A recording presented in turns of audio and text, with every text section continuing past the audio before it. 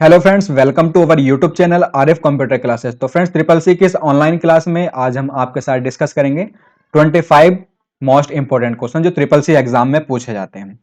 और आपका जो एग्जाम होने वाला है फरवरी 2022 में होने वाला है, इसलिए आप अपनी तैयारी कंटिन्यू रखें और इस क्लास को ज्वाइन करें। ठीक है फ्रेंड्स, तो स्टार्ट करते हैं आज का हमारा first question. Full form of UIDAI। UIDAI का फुल फॉर्म क्या है, आपको बताना है इनमें से कौन सा UIDAI का फुल फॉर्म है। तो यहां आपके ऑप्शन दे रखे हैं unique identification authority of India, unique identity authority of India and useful identification authority of India, unique identification authentication of India. तो UIDAI की फुल फॉर्म हो जाएगी आपकी unique identification authority of India. Option A इस question का यहां पर right answer हो जाएगा। अब नेक्स्ट क्वेश्चन है हमारा, what is the full meaning of Umang. Umang का पूर्ण अर्थ क्या है।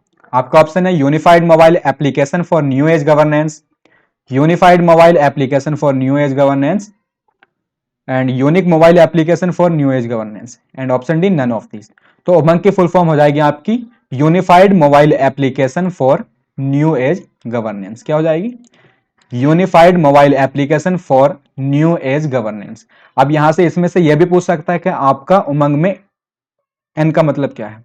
तो एन का होता है आपका न्यू एज से। ठीक है, यहाँ एक पूरी फुल फॉर्म दे दी जाएगी, यहां पर आपको उसमें से बताना होगा या क्वेश्चन दे दिया जाएगा, उसमें आपको एन का मतलब बुझ लिया जाएगा कि एन का मतलब उमंग में क्या होता है, न्यू एज से रिलेटेड है। ठीक है, तो ये भी आपको ध्यान रखना है। और उमंग की फुल फॉर्म हमने आपको बता दी, unified mobile application for new age governance. Option है इस क्वेश्चन का यहाँ पर राइट आंसर हो जाएगा। अब नेक्स्ट क्वेश्चन है हमारा, what does KYC stands for. KYC से आती है, आपको केवाईसी की फुल फॉर्म बतानी है। तो यहाँ आपको बतानी है क्या इसकी राइट फुल फॉर्म है, knowledge of your customer, know your customer, know your cash, none of this. तो इसका हो जाएगा आपका नो योर कस्टमर। केवाईसी की फुल फॉर्म होती है नो योर कस्टमर, अपने कस्टमर को जानना। ठीक है, तो ऑप्शन बी इस क्वेश्चन का यहाँ पर राइट आंसर हो जाएगा। अब नेक्स्ट है आपका आधार एजे। आधार बताना है कि आधार क्या है आपका। 12 डिजिट नंबर कार्ड होता है, identity card issued by UIDAI द्वारा and saving account and option D दे रखा है बोथ ए एंड बी। तो आधार आपको बताना है, यह आपका 12 डिजिट नंबर कार्ड होता है और इसे जो इशूड किया जाता है वो UIDAI द्वारा इशूड किया जाता है। ठीक है, तो UIDAI की हमने अभी आपको फुल फॉर्म बता दी और यह भी आपको ध्यान रखना है जो आधार है आपका वो UIDAI द्वारा इशूड किया जाता है और इसमें 12 डिजिट होते हैं आपके आधार कार्ड में, तो यह भी ध्यान रखना है। तो आपका option A and option B दोनों सही है, तो इसलिए इस क्वेश्चन का यहाँ पर राइट आंसर हो जाएगा option D, both A and B इस क्वेश्चन का यहाँ पर राइट आंसर हो जाएगा। अब नेक्स्ट क्वेश्चन है, what is Aadhaar shading. Aadhaar shading क्या है। Attach Aadhaar with bank account, attach Aadhaar with post office, attach Aadhaar with gas connection and none of this. तो आपका आधार शेडिंग है क्या, आधार कार्ड को बैंक खाते से जोड़ना आपका कहलाता है आधार शेडिंग। क्या कहलाता है, आधार कार्ड को बैंक खाते से जोड़ना आधार शेडिंग कहलाता है। यह है आपका ऑप्शन है इस क्वेश्चन का यहाँ पर राइट आंसर हो जाएगा, attach Aadhaar with bank account. Option B इस क्वेश्चन का यहाँ पर राइट आंसर हो गया। अब नेक्स्ट है आपका, what is the full form of ABRS। ABRS की फुल फॉर्म बतानी है। ABRS की फुल फॉर्म क्या होती है, Aadhaar board remittance service, advance based remittance service, Aadhaar based remittance service या नन ऑफ दिस। तो क्या होती है आपकी आधार बेस्ड रिमिटेंस सर्विस, ना कि आधार बोर्ड रिमिटेंस सर्विस। ठीक है, तो ऑप्शन सी इस क्वेश्चन का यहाँ पर राइट आंसर हो जाएगा। ध्यान देना है आपको, यहाँ पर यह आपका बेस्ड होता है ना कि बोर्ड। ठीक है, आधार बेस्ड रिमिटेंस सर्विस ABRS की फुल फॉर्म होती है और इसे जो लॉन्च किया गया था आपका NPCI द्वारा लॉन्च किया गया था। यह भी आपको ध्यान रखना है कि आपका ABRS किसके द्वारा लॉन्च किया गया, NPCI यानी national payment corporation of India. ठीक है, क्या क्या है आपका, national payment corporation of India द्वारा इसे लॉन्च किया गया था। ऑप्शन इस क्वेश्चन का यहाँ राइट आंसर हो गया। अब नेक्स्ट है आपका full form of AEPS। AEPS का फुल फॉर्म बताना है आपको। AEPS की फुल फॉर्म क्या होती है, एनुअल प्रीमियम इक्विवेलेंट सिस्टम, आधार इनेबल्ड पेमेंट सिस्टम, आधार प्रीमियम इनेबल्ड सिस्टम या आधार पेमेंट इनेबल्ड सिस्टम। क्या होती है, तो इसकी राइट फुल फॉर्म होती है आपकी आधार इनेबल्ड पेमेंट सिस्टम। क्या होती है, Aadhaar enabled payment system. Option B इस क्वेश्चन का यहाँ पर राइट आंसर हो जाएगा। ठीक है, क्या हो जाएगा? ऑप्शन बी इस क्वेश्चन का यहाँ पर राइट आंसर हो जाएगा। अब इसे लॉन्च किसके द्वारा करा गया था, ये भी आपको याद रखना है, क्योंकि क्वेश्चन इस तरह से भी बनता है कि आपको एईपीएस को किसके द्वारा लॉन्च किया गया था, किसके द्वारा किया गया था, इसे भी आपका एनपीसीआई द्वारा लॉन्च किया गया था। और इसकी डेट भी आपको याद रखनी है, कब आपका एईपीएस लॉन्च किया गया था, कब किया गया था आपका, नवंबर 2010 में एनपीसीआई द्वारा इसको लॉन्च किया गया था, नवंबर 2010 में। ये याद रखना है आपको, क्योंकि यहां से भी क्वेश्चन आपका बनता है। ठीक है, तो इस क्वेश्चन का यह राइट आंसर हो गया ऑप्शन बी। अब नेक्स्ट है आपका, what is the meaning of PAN? PAN का अर्थ क्या है? ठीक है, ये बताना है आपको। A kind of account, primary account number, permanent account number या पोजीशन अकाउंट नंबर। तो पेन की फुल फॉर्म होती है आपकी परमानेंट अकाउंट नंबर से। क्या होती है? परमानेंट अकाउंट नंबर पेन की फुल फॉर्म होती है। ऑप्शन सी इस क्वेश्चन का यहां पर राइट आंसर हो गया। अब next, what is one time password safe? One time password क्यों सुरक्षित है? Easy to generate, not shareable, different for every access, a typical encrypted password. पहले आप जान लें कि ओटीपी की फुल फॉर्म होती है आपकी वन टाइम पासवर्ड, क्योंकि ये भी ट्रिपल सी एग्जाम में पूछी जाती है। ओटीपी की full form one time password. अब ये क्यों सुरक्षित है?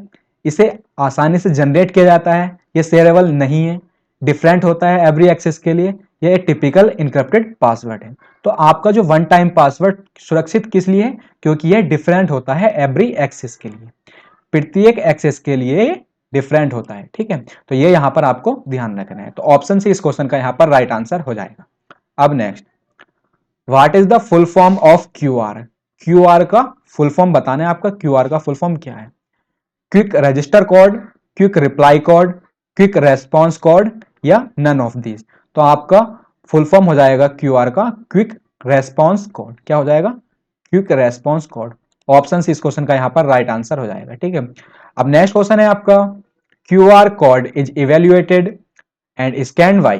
तो क्यूआर कोड का मूल्यांकन या स्कैन किसके द्वारा किया जाता है? यह आपको पता होना चाहिए कि आपका जो क्यूआर कोड है उसका मूल्यांकन या स्कैन हम किसके द्वारा करते हैं?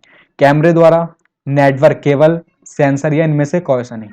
तो आपका जो क्यूआर कोड का मूल्यांकन या स्कैन करते हैं वो हम कैमरे के थ्रू करते हैं। किसके थ्रू? कैमरे के। तो ऑप्शन इस क्वेश्चन का यहां पर राइट आंसर हो जाएगा। अब नेक्स्ट है आपका, what is the full form of UTR? UTR का पूर्ण रूप क्या है? यूटीआर के बारे में आपको यहां पर बताना है। कमेंट बॉक्स में भी आप बताते रहिए, अगर आपको इन क्वेश्चनों के आंसर पता है तो कमेंट बॉक्स में बताते रहिए। और आपने अभी तक इस क्लास को शेयर नहीं करा है तो शेयर कर दीजिए। ठीक है फ्रेंड्स, तो यूटीआर का पूर्ण रूप बताने आपको क्या है? Uniquely transaction reference, unique transfer reference, unique transaction reference या नन ऑफ दिस। तो यूटीआर का होता है आपका यूनिक ट्रांजैक्शन रेफरेंस। क्या होता है? Unique transaction reference. Option C इस क्वेश्चन का यहां पर राइट आंसर हो जाएगा। अब next, what is B to B? B to B क्या होता है? बी टू बी के बारे में पता होना चाहिए आपको, सी टू सी के बारे में पता होना चाहिए, बी टू सी के, ये सभी ट्रिपल सी एग्जाम में पूछी जाती है। तो यहां आपको बी टू बी का बताना है। बी टू बी का क्या होता है? Business to business, basic to business, both of these या नन ऑफ दीज। तो बी टू बी से मतलब है आपका बिजनेस टू बिजनेस। क्या होता है आपका? Business to business. Option A इस क्वेश्चन का यहां पर राइट आंसर हो जाएगा। ठीक है, और ये ध्यान रखना है आपका बी टू सी का होता है बिजनेस टू कस्टमर। ठीक है, ये भी याद रखना है आपका। सी टू सी क्या होता है? कस्टमर टू कस्टमर होता है आपका, ये ध्यान रखना आपका। तो इस क्वेश्चन का यहां पर राइट आंसर हो गया ऑप्शन ए।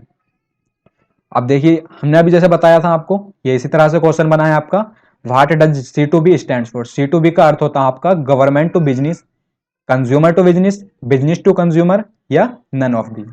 तो आपका सी टू बी होता है आपका कस्टमर टू बिजनेस। क्या होता है? Customer to business. Option B इस क्वेश्चन का यहां पर राइट आंसर हो जाएगा। ठीक है, कंज्यूमर टू बिजनेस। अब next, what is post? Post क्या है? Point of sale, position of sale, picture of sale या नन ऑफ दिस।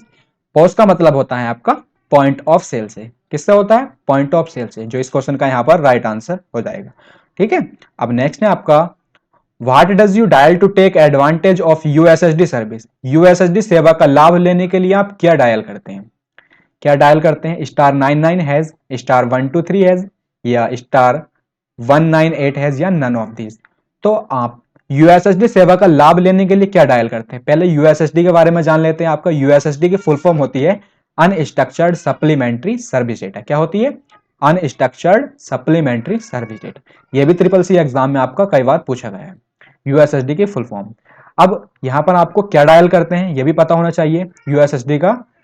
यूएसएसडी सेवा का लाभ लेने के लिए आप क्या डायल करते हैं, तो क्या करते हैं *99#। क्या करते हैं *99#। ऑप्शन ए इस क्वेश्चन का यहां पर राइट आंसर हो जाएगा। अब next, who has launch USSD. USSD को किसने लॉन्च करा, किसके द्वारा लॉन्च किया गया था, तो यहां पर एसबीआई, एनपीसीआई, आरबीआई या आईसीआईसीआई। ठीक है, यूएसएसडी की हमने अभी आपको यहां पर फुल फॉर्म बताई, क्या होती है अनस्ट्रक्चर्ड सप्लीमेंट्री सर्विस डेटा। इसका कोड बताया अभी हमने *99#। ठीक है, ये भी ध्यान रखना है। और इसको किसने लॉन्च करा था ये पता होना चाहिए, क्योंकि ये भी एग्जाम में पूछा गया है। तो यूएसएसडी को जो लॉन्च किया गया था वो आपका एनपीसीआई, किसके द्वारा, NPCI, national payment corporation of India. ठीक है, किसके द्वारा, NPCI, national payment corporation of India. तो ऑप्शन भी इस क्वेश्चन का यहां पर राइट आंसर हो जाएगा। अब नेक्स्ट है आपका, which of the following is not a benefit of internet banking. निम्न में कौन सा इंटरनेट बैंकिंग का एक लाभ नहीं है, तो यहां पर आपके ऑप्शन दे रखे हैं, gain higher interest rate, online payment of bills, instant money transfer या check account statement any time. तो निम्न में से कौन सा इंटरनेट बैंकिंग का आपका लाभ नहीं है, कौन सा नहीं है, गेन हायर इंटरेस्ट रेट। ठीक है, गेन हायर इंटरेस्ट रेट। तो ऑप्शन ए इस क्वेश्चन का यहां पर राइट आंसर हो जाएगा। अब next, which of the following can not be done through internet banking. निम्न में कौन सा कार्य इंटरनेट बैंकिंग के माध्यम से नहीं किया जा सकता है, कौन सा नहीं किया जा सकता है, apply for loan, cash withdrawal, view account statement and view recent transaction.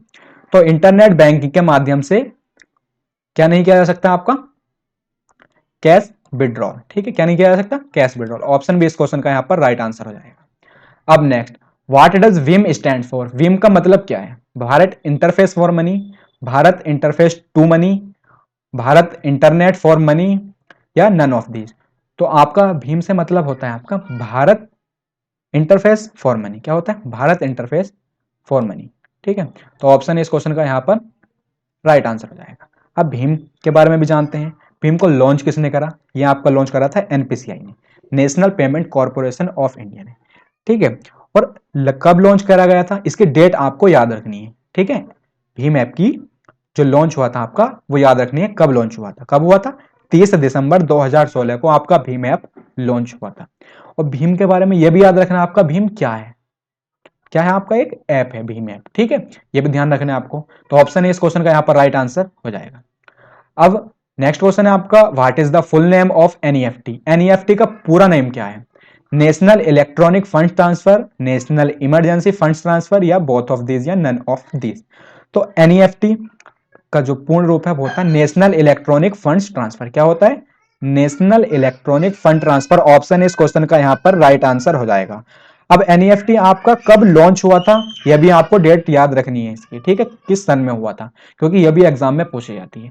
तो एनईएफटी का जो लॉन्च डेट है आपकी वो हुआ था आपका सन 2005 में। कब हुआ था, सन 2005 में आपका एनईएफटी लॉन्च हुआ था। ठीक है, तो इस क्वेश्चन का यहां राइट आंसर हो जाएगा ऑप्शन ए। अब next, RTGS stands for. RTGS का पूर्ण रूप है ये बताना है आपको, आरटीजीएस की फुल फॉर्म क्या होती है। तो real time gain settlement, real time gross settlement या रेशनल ट्रांजैक्शन गेन सेटलमेंट या ऑल ऑफ दिस। तो आरटीजीएस की आपकी फुल फॉर्म होती है रियल टाइम ग्रॉस सेटलमेंट। क्या होती है, real time gross settlement. Option B इस क्वेश्चन का यहां पर राइट आंसर हो जाएगा। अब आरटीजीएस को कब लॉन्च किया गया था, सन 2004 में, क्योंकि एनईएफटी और आरटीजीएस दोनों से क्वेश्चन बनता है किस वर्ष आपके ये लॉन्च हुए थे। तो एनईएफटी हुआ था आपका 2005 में और आरटीजीएस आपका हुआ था लॉन्च 2004 में। यहां से भी आपके क्वेश्चन बनते हैं। तो इस क्वेश्चन का यहां राइट आंसर हो जाएगा ऑप्शन बी। अब next, what is the meaning of T in RTGS. RTGS में टी का अर्थ बताना है आपको, क्या होता है, टी टाइम टुडे या ट्रांसफर। तो आरटीजीएस की फुल फॉर्म होती है रियल टाइम ग्रॉस सेटलमेंट। क्या होती है, रियल टाइम ग्रॉस सेटलमेंट। तो टी का मतलब होता है आपका टाइम से, रियल टाइम ग्रॉस सेटलमेंट। ठीक है, तो ऑप्शन बी इस क्वेश्चन का यहां पर राइट आंसर हो जाएगा। अब नेक्स्ट,